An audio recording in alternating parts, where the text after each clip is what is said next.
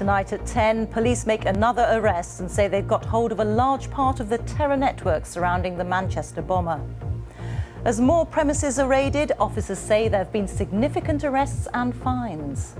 We've got to understand everything around the dead terrorist, the network, and how they manufactured the explosive device. Enormous progress being made, but we still have some loose ends to work on. We speak to the mosque attended by Salman Abedi. They told police he was being radicalised, but thought one phone call was enough. When the authorities are aware that this person is radical or maybe doing wrong things, the responsibility is not ours anymore. But is that where your responsibility ends, after one phone call to police? Absolutely. We'll be talking to others who knew Abedi and asking why the police are so confident they've got most of his network. Also tonight, Jeremy Corbyn says UK foreign policy and its war on terror aren't working. He's criticised for saying it so soon after the Manchester attack. Economists question the financial honesty of both the Labour and Conservative manifestos. And as a defiant Manchester gets back on its feet this evening with an athletics display, we look forward to a weekend of sport and music.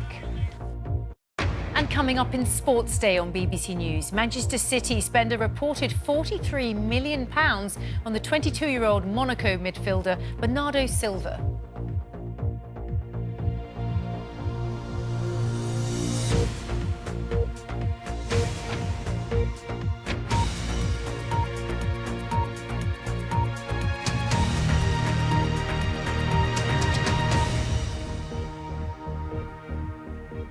Good evening.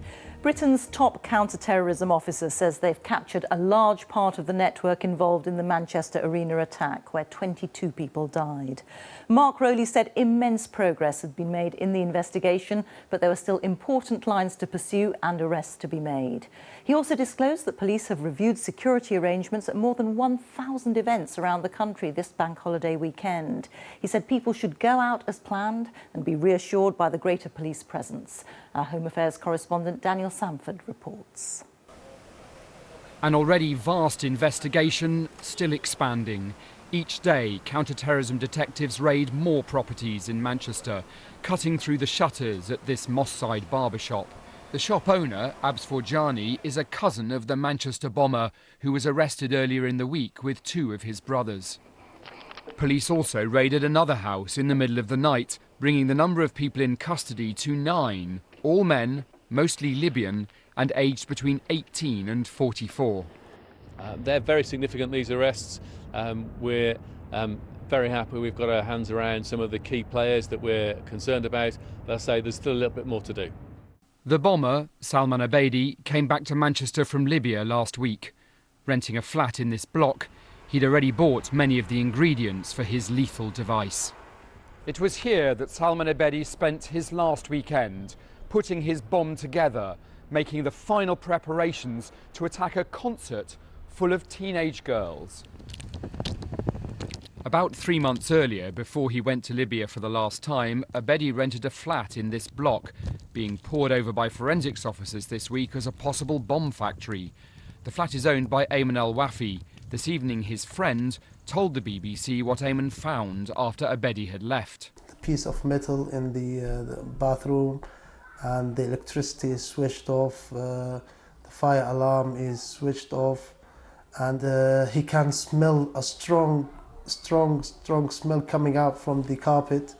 And Ayman told me, I think it's like a diesel, like a petrol, something chemical. Detectives say they've made very significant finds and, crucially, believe they have captured a large part of his terrorist network. We have seized thousands of exhibits which are now being assessed. I think it's fair to say that there's been enormous progress with the investigation, but still an awful lot of work to do. Police have found bomb-making material, but because of concerns about what might still be out there, the threat level will remain at critical.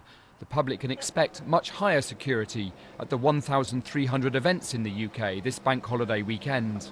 We mustn't let this terrible terrorist incident impact on our lives. Let's carry on this weekend, this bank holiday weekend, with our families and friends.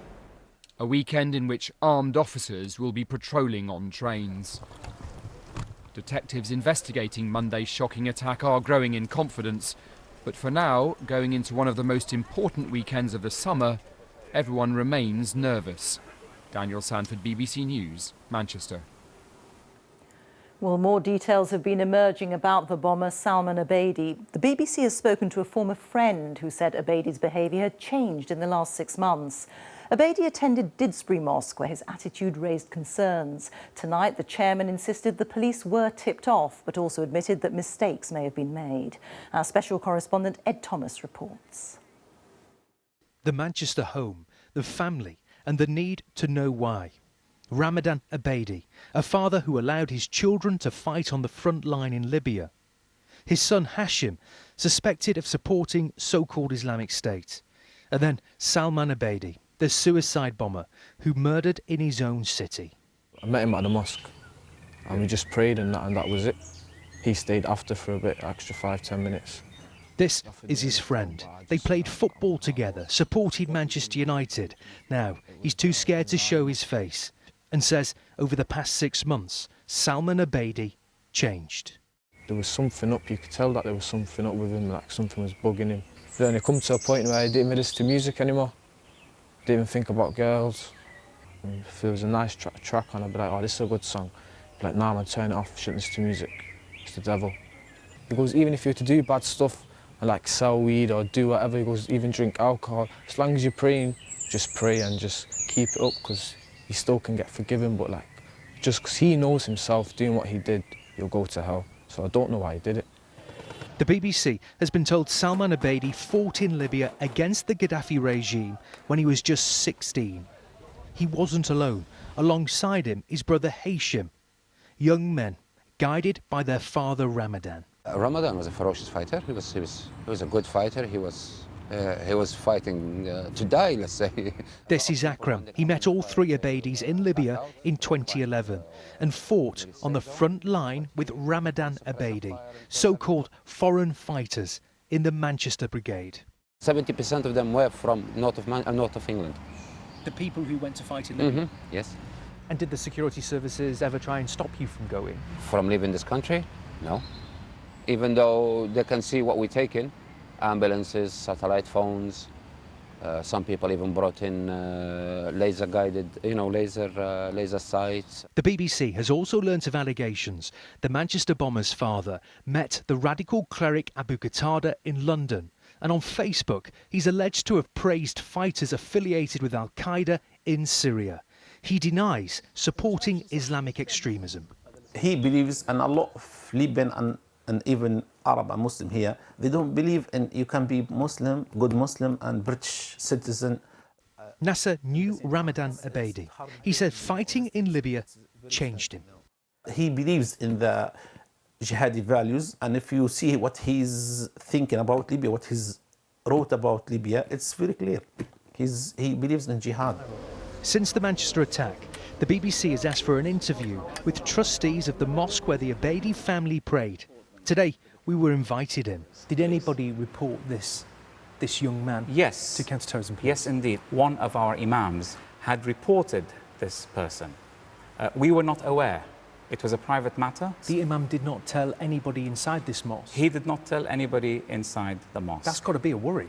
It has got to be a worry because obviously we as trustees should, I suppose, know what is going on. You suppose? But, well, I suppose, the reason I say I suppose, because if he has reported him because he had some information which we do not, then it's between him and the counter-terrorist police. So I've not really spoken to him since. But he has said it to us. You've not rang the imam who noticed Salman Abedi first to find out more information? I don't have any information. I don't need any information because I am not responsible. When he passes the responsibility on to the counter-terrorist police, who, of course, as we all know, have been carrying a surveillance on the suspect. So it's not my responsibility anymore.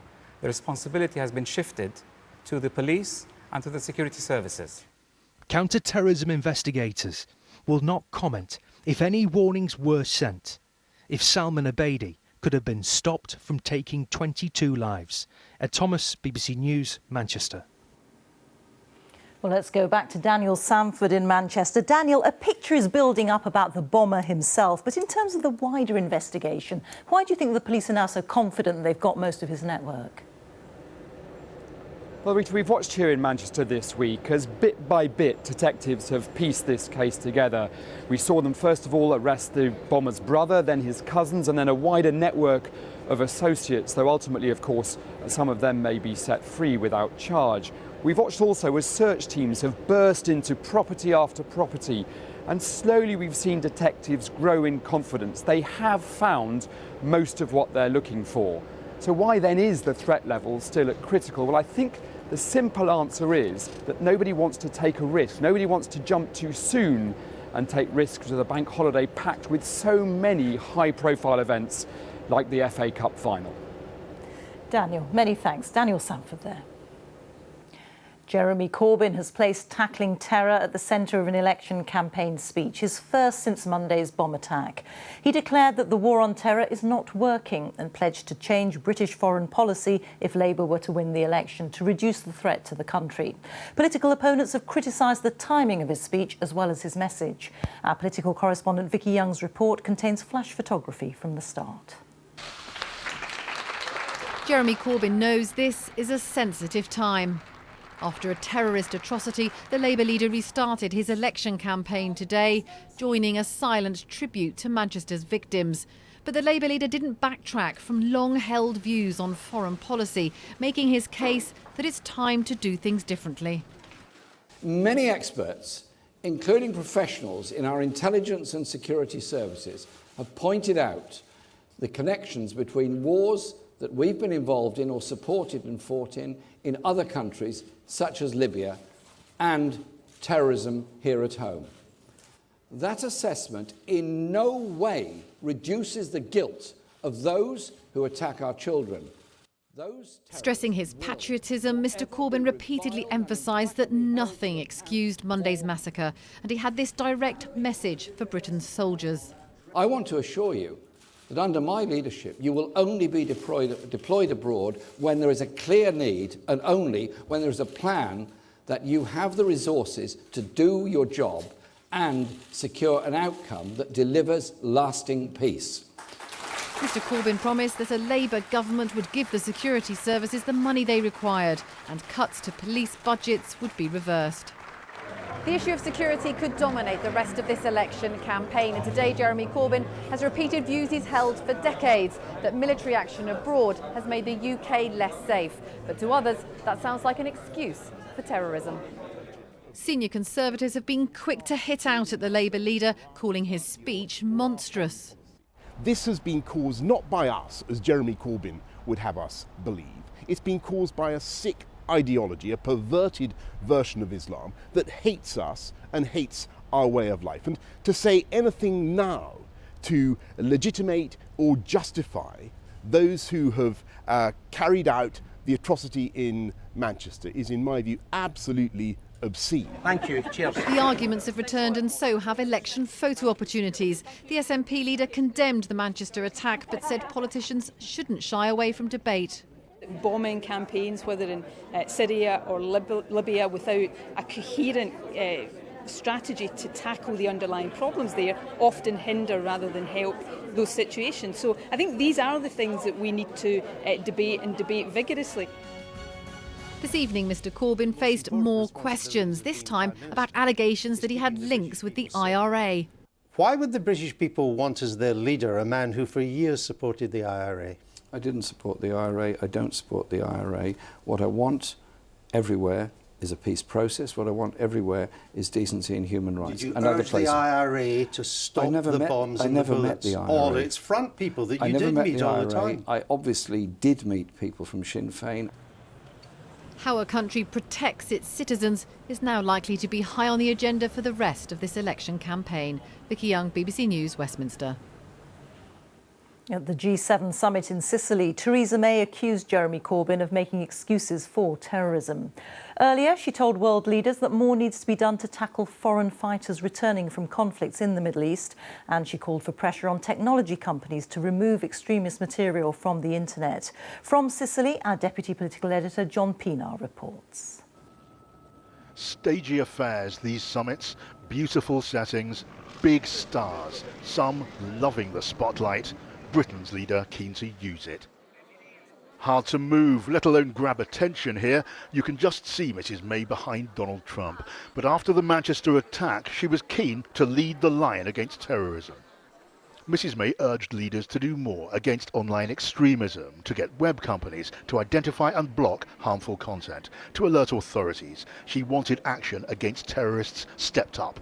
Today, G7 leaders have joined Britain in condemning this barbaric act of violence. Prime Minister, can you say that you have done enough to provide funds, powers and police numbers when you consider the Manchester bomber was known to the authorities? Let's be very clear on police funding, that we have protected counter-terrorism police funding. We've increased the funding for our security and intelligence agencies, and we continue to provide them with the support they need. I have been here at the G7 working with other international leaders to fight terrorism. At the same time, Jeremy Corbyn has said that terror attacks in Britain are our own fault. And I want to make one thing very clear: there can never, ever be an excuse for terrorism. No one imagines there are easy answers to terrorism here at this summit or anywhere else. As party campaigning resumes, the differences are profound. Mrs May won't want to be accused of exploiting this summit for political gain. She will want British voters to judge she's the one best qualified to lead her party and the country. At the summit working session, agreement to cooperate against extremists was easy to find. Even leaders who don't always get on managed it here. Mrs May suggested more help for countries in conflict zones detaining foreign fighters. The summit statement, pledging countries to do more and to do more together, was duly signed and sealed. Thank you to everybody sitting around this table for the support that you have shown to the United Kingdom in the face of this absolutely horrific attack that took place. Sticking together on an issue like terrorism is a must for leaders at a big summit. And it's not just for show. But dealing with a problem like this takes complex solutions, time and patience to tackle a threat that'll continue long, long after big set occasions like this one have come and gone. John Pienaar, BBC News at the G7 in Sicily. Well, we've heard differing claims about police numbers and the police's ability to keep us safe. And this week's bombing has again raised questions about government strategy and whether government has the right powers to deal with those who pose a potential risk. Our Home editor Mark Easton reports. The murder of Lee Rigby in Woolwich 2013 prompted David Cameron to reshape his counter-terrorism strategy. Will be absolutely resolute in its stand against violent extremism. The focus was on homegrown extremism, with public sector workers becoming legally obliged to inform police if they thought someone was displaying extremist behaviour. The government set up an extremism task force and proposed a counter-extremism bill with tough powers against anyone deemed to be an extremist. But the legislation now looks unlikely ever to happen because ministers struggle to define extremism, and concerns the approach fosters suspicion and distrust in largely law-abiding Muslim communities. The terror attacks in Paris in 2015 sent a shockwave across Europe. In the UK, ministers responded by announcing an extra 1,900 spies and 1,000 more police firearms officers. We have been building the capability of police here in the UK to respond to... But the number of firearms officers is actually 1,300 lower than in 2010. The attack in Westminster last March once again focused concerns on keeping track of individuals known to have radical views. There were questions as to why people like the murderer Khalid Masood couldn't be monitored and, if necessary, detained. Security services have 3,000 people under investigation in active operations, but only 7 people have their movements restricted under special powers. The courts take a dim view of limiting people's freedom if they haven't been convicted of a crime. The dreadful bombing in Manchester was followed by claims that cuts to policing may have contributed to the attack, an accusation emphatically denied by the government. Ring-fenced money for the police's counter-terrorism effort has increased over the last few years, from £594 million in 2015-16 to £675 million now. But that doesn't tell the whole story, because that money comes out of the total police budget. Central government money for police has actually fallen 25% since 2010. In Greater Manchester, police counter-terrorism funding is up £6 million, but the force says its overall budget must go down £14 million. Spotting, monitoring and neutralising the threat from homegrown terrorists is partly about resources, of course. But it's also about creating a society where such an ideology cannot breed and thrive. Mark Easton, BBC News. All of those who died in Monday's attack have now been named. The 22nd victim was 15-year-old Megan Hurley. She was from Halewood in Merseyside. Danny Savage reports from Manchester now on a community grieving for lost family and friends. In central Manchester today, people queued to buy flowers in remembrance of strangers. Many are at a loss about what's happened, but have to do something. It was inconceivable to try and understand how the families are feeling, especially the children. It's just shocking. I've been a Coronation Street superfan my entire life. 29-year-old Martin Hett was one of those murdered on Monday night. The outgoing Coronation Street superfan was well known online. As these possibilities got less and less and less, you still had some hope that there would be something. And when you actually got the call that actually confirmed that he died in this terrible explosion, it's indescribable. It's just, your world just collapses. Terrible. The final and 22nd victim to be named today was 15-year-old Megan Hurley. Her brother was seriously injured too. A note on the family business only hints at the true enormity of the tragedy. A picture of the horror which faced the first responders has emerged too. On the right here is paramedic Adam Williams. He is worried about the long-term effect on him and his colleagues. That is a big concern for all of us. Possibly myself, there will be some permanent scars there, emotionally. And I do worry that my colleagues will suffer the same. There is a very sombre and respectful atmosphere here. It may be 4 days since the atrocity, but that really is just a blink of an eye. And people here are still just trying to come to terms with what happened and coming to pay their respects. 22 lives lost, countless others changed forever. Families left with just memories of those who will never come home. Danny Savage, BBC News, Manchester. In other news today, neither the Conservatives nor Labour are being honest over their tax and spending plans. That's according to economists from an influential think tank. The Institute for Fiscal Studies says the Tory pledge to slash immigration would cost billions, and there's no way Labour's spending plans could just be funded by businesses and the richest 5%. Here's our economics editor, Kamal Ahmed. One says they will ensure a strong economy with strict controls on spending. The other, a fairer Britain, with higher taxes and more spending on public services. Today, a damning accusation. Neither is being straight about the big challenges. The Tories were the first in the dock. They would continue cutting day-to-day spending by the state. They have a settlement for the NHS, which is really not that generous. They'd be taking a risk with the quality of public services. If that risk materialised, would they allow public services to deteriorate, or would they top those spending plans up? The IFS analysis says the Tories plan another parliament of austerity with cuts in welfare spending. A funding period so challenging for the NHS in England, there is a question about whether it's deliverable, and cuts to per-pupil funding in schools, also in England. The IFS also says the target of lower levels of immigration could damage the economy. And the 1% public sector pay cap means the income gap between the private and public sector would be at its widest for decades. Now, on the positive side, the IFS does argue the Tories are at least attempting to deal with the rising costs of an ageing society with pensioner benefit reforms. So that's the Conservatives, but Labour also faces some tough questions. The risk under Labour is that the tax rises they would do won't bring in the revenue they need for their spending plans. We think that a better central estimate would be considerably lower than the £49 billion they want. The question for them is, would they just not do some of the spending increases, or would they do a different tax rise? Now, as Mr Emerson says there, Labour wants to raise £49 billion in new taxes. Taxes would rise for businesses and those earning above £80,000. The IFS says that is optimistic, that the party's policies are likely to raise just £40 billion, and that many people, not just the rich, would be left worse off.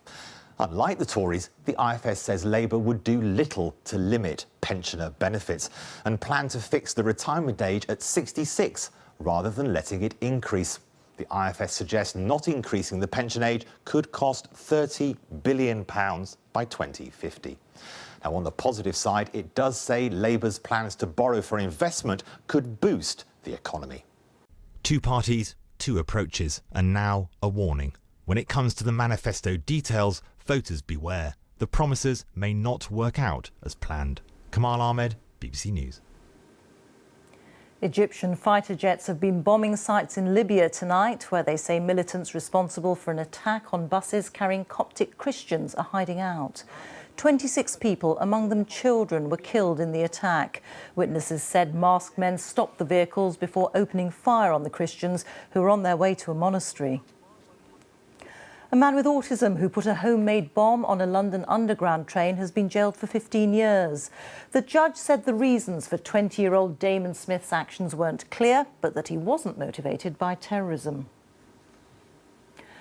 More now on the Manchester attack. We heard earlier in the programme about a mosque in Didsbury attended by the bomber Salman Abedi.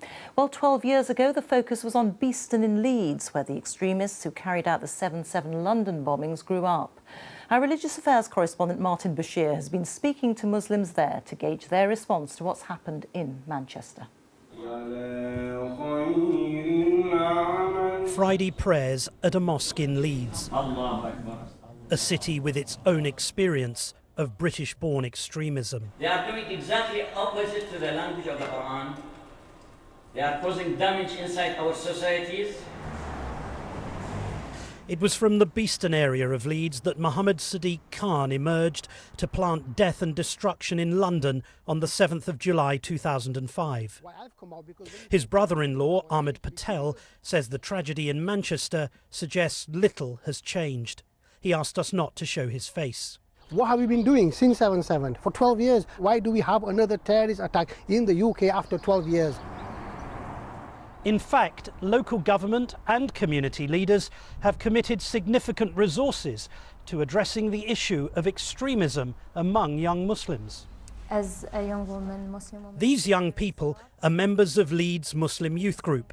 They offer voluntary service to the community and believe their faith inspires their action. For me as a Muslim, I feel outraged that someone would use the name of my religion to then go and justify committing these acts. This is spreading and it doesn't look like it's stopping anytime soon, which is scary for all of us, like Muslims and non-Muslims. That's the number one thing, but show people love and care, because without that we're not going to go anywhere. While the institutions of state, from schools to the security services, are focused on preventing violent extremism, what about the mosques themselves? I have to say, worship places are responsible as well for brainwashing those people. So you think some of the mosques in this country are responsible? So I think mosque has to be monitored in the UK. The nation may therefore be left to rely upon religious leaders to fight back against the small but dangerous few who want to pursue terror. These young men who are committing terror on our soil or elsewhere, they do profess to belong to the Muslim community. So as a community, we do have a responsibility to ask questions, to be vigilant. Muslim community has been working with the intelligence services. Muslim community has actually repeatedly reported many of these perpetrators to the intelligence services. No one will harbor any kind of extremism, knowingly in the mosque or in their homes. Cooperation and community engagement remain the priorities both here and at many other mosques across the country. Martin Bashir, BBC News, Leeds. Despite the traumatic events of earlier in the week, Manchester has been getting back on its feet this evening with a free athletics display in the city centre ahead of a big weekend of sporting and music events. And Ariana Grande, whose concert was the target of the bomb, said tonight that she'll hold a benefit performance in Manchester to honour the victims of the bombings later this year. Judith Moritz reports. Olympian Greg Rutherford is more used to competing in a stadium. This evening, though, the long jump was in front of the town hall. The games here have the go-ahead, as does the Great Manchester Run this weekend, with extra security and more police. Of course, there are some people that are nervous, some people who are seeking reassurance. The overwhelming feeling has been, yes, we're delighted that it's going ahead. We want to be involved. We want to demonstrate our solidarity, our support and our passion for the city.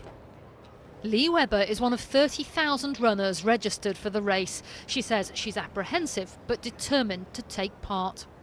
It's not as if it's in a place where everybody can be checked, so I know that is a high risk in that way. But I think, to be honest, all we can do is just obviously hope that nothing is going to happen. That's all we can do. This bank holiday weekend, there are big events happening across the country, from Liverpool's Sound City Festival to Radio 1's big weekend in Hull. Security has been stepped up across the board, but even so, there are some people with tickets who sold or returned them, feeling too uncomfortable to go. Just when you think things over. This afternoon, Manchester legends the Charlatans played an intimate gig. Tomorrow night they'll be playing at Old Trafford Cricket Ground. 50,000 people bought tickets. The band know that some of those are now too worried to turn up. I feel that too, and I think it's okay to be nervous, but I think it's important to get back on your feet after something so treacherous. Many of the band's fans say they are undaunted, like Mary and Dave, who've travelled from Nottingham to Manchester to see them play. My family were a bit worried, I must admit, but no, I wasn't at all worried. The biggest fear to me was, would it be cancelled? From new tattoos to street art, the city symbol, the worker bee, is everywhere. No one is complacent, but many are defiant. And tonight, Ariana Grande has said that she will return here to hold a benefit concert for the victims of the bomb. Judith Moritz, BBC News, Manchester. That's it from us. Now on BBC One, it's time for the news where you are. Have a very good night. Bye-bye.